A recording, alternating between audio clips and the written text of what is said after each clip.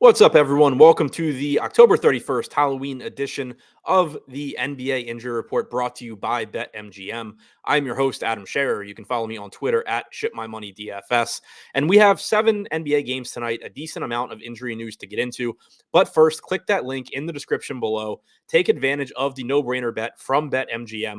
All you have to do once you click the link is bet $10 on any pregame NBA money line. You'll win $200 in free bets if someone in that game makes a three-pointer. Someone makes a three-pointer in every NBA game, so this is as close to free money as you're going to find. Take advantage. Not available for residents of New York, Pennsylvania, Ontario, or Mississippi. But other than that, if you can bet on BetMGM, click the link in the description and take advantage. Get your free money. Now, we do have a 7-game slate, as I mentioned. Starting at the top, Joel Embiid is questionable for the Sixers. He missed shoot-around today with an illness. I have no idea if he's going to play or not. I assume we will get what normally happens, and that is Joel Embiid will try to warm up. Doc Rivers will say he has no idea of Embiid's status, and we'll find out at like 6:45. Hopefully we find out sooner, though. Embiid did rest 2 games ago, so we got to see what the Sixers are likely to do if he misses this game. In that game, instead of going to Montrezl Harrell or Paul Reed, they actually went to DeAnthony Melton in the starting lineup. If they were to do that again, Melton would look like a good value option. Similarly, if they decide to just use Montrezl Harrell or Paul Reed at center tonight, they would look like very good value options as well. If Embiid is out, you also can increase the projection for James Harden, for Tyrese Maxey, for Tobias Harris.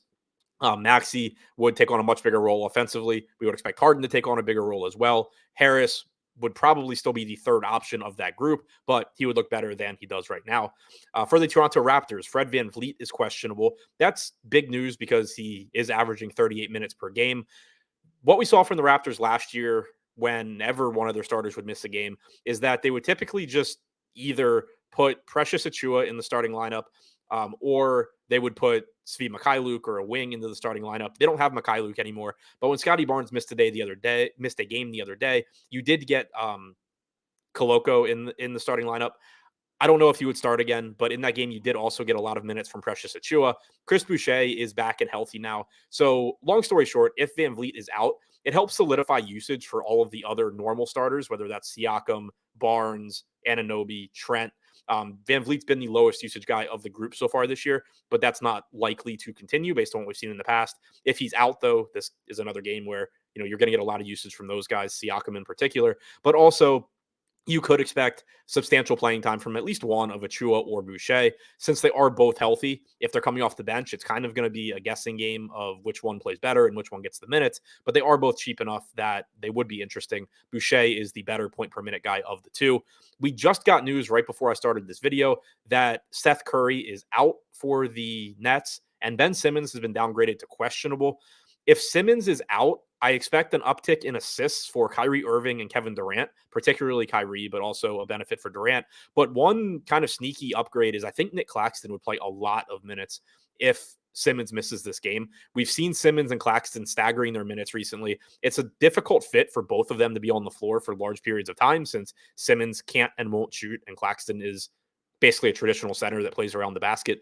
It's not great for spacing. And you've seen Claxton in games where Joe Harris is active. You've seen Claxton losing those closing minutes to Joe Harris.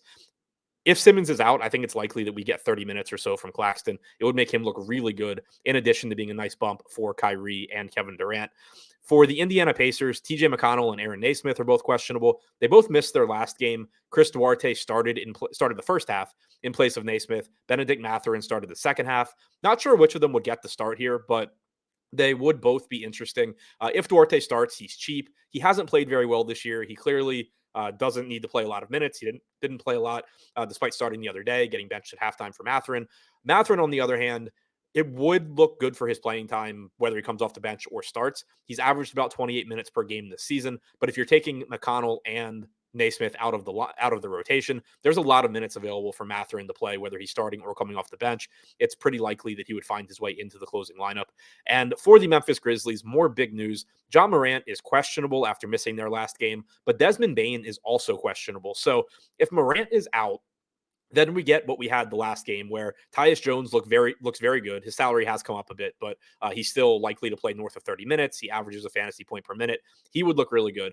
Desmond Bane, if he is in and Morant is out, looks fantastic. He gets a bump in usage rate. He's going to get a bump in assist percentage. He's going to play a lot, and he's really, really good. And then Dylan Brooks would also look better. More shot volume for him. Obviously, whether those shots are falling or not is a big question, but there will be no shortage of how many he can take. If Morant is in and Bane is out, I think it's a bump for Dylan Brooks just because there is more usage to go around. You potentially get more playing time for Tyus Jones because the Grizzlies have not been afraid to play him alongside John Morant. Although Jones' elevated price tag, I'm not sure that I'd be able to get to him much with Morant in, even if Bane is out. And then Morant would look good just because you're taking the second highest usage guy off the floor, and assuming he is not under the weather anymore, Morant would likely just absolutely take over this offense. If they are both out, this team gets really interesting because then you get a lot of minutes for Tyus Jones, a ton of minutes for Dylan Brooks, a ton of usage for Dylan Brooks, more minutes for guys like John Conchar. He would most likely move into the starting lineup if Bane is out. That's my assumption, at least. And then, additional usage for everybody else. But Brooks, in particular, would see a lot more usage. Tyus Jones would look a lot better. And then John Conchar most likely ends up looking like a pretty good value if those guys are out. So to recap, the biggest injury news that we're waiting on right now, Joel Embiid questionable for the Sixers, Fred VanVleet questionable for the Raptors, Ben Simmons questionable for the Nets, TJ McConnell and Aaron Naismith, both questionable for the Pacers, and John Morant and Desmond Bane, both are questionable for the Grizzlies.